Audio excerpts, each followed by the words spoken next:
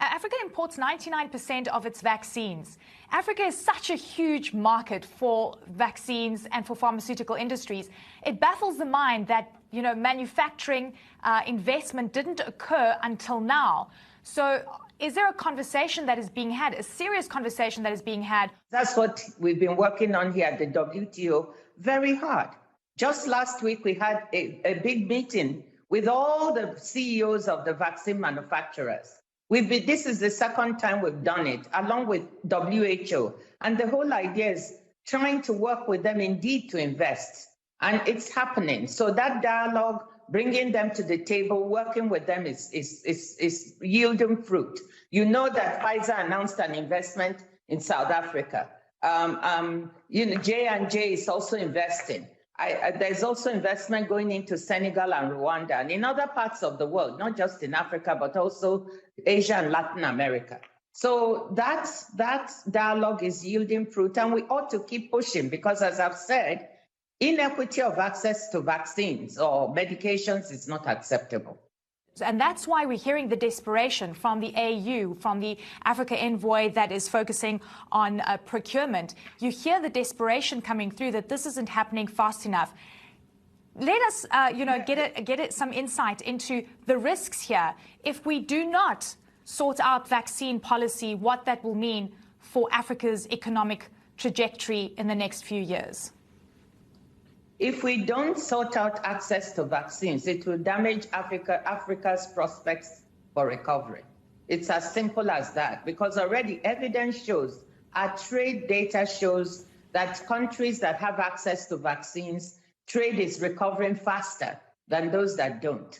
The same with overall economic recovery, which the IMF has just shown numbers that those who have access to vaccines are recovering faster than those who don't. So we say vaccine policy is trade policy. Vaccine policy is economic policy. So it's absolutely correct that we have to do everything possible to get access.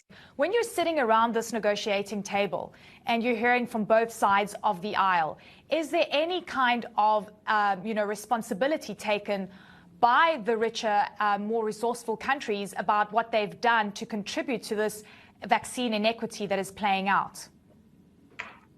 I'll say to you one thing around the negotiating table is that I sense sincerely everyone has the same objective, not to let lives be lost, not to let people die.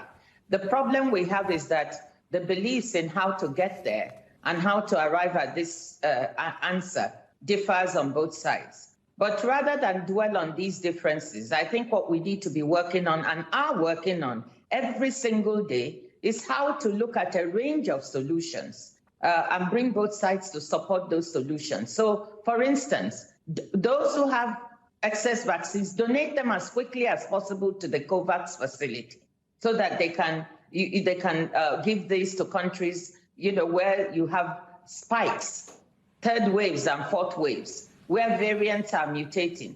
Those countries that are purchasing far more than they need, we're trying to tell them, release those quantities so that the vaccine initiative on the continent, other countries that have directly tried to buy their supplies can get access. So that's what we are working on. And some of it is happening. But as you said, we need it to happen faster. When it comes to the continental free trade area in Africa, this is such an incredible piece of policy that could propel economic growth.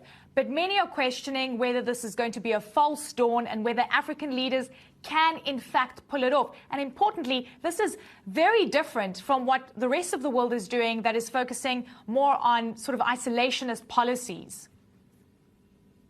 Well, Eleni, let me say that the African Continental Free Trade Agreement is probably, as you just noted, one of the best pieces of policy on the continent. And if we pull it off, and I hope we do pull it off, it will be very significant. A World Bank study shows that it could add $450 billion with respect to income on the continent by 2035. This is huge. It could lead to creation of jobs. We need to get investment to add value to our products so we can trade better with each other and with the outside. Well, DG, it sounds like a lot of work that needs to be done over the next few months. Thank you so much, and I wish you all the best. Thank you, Eleni.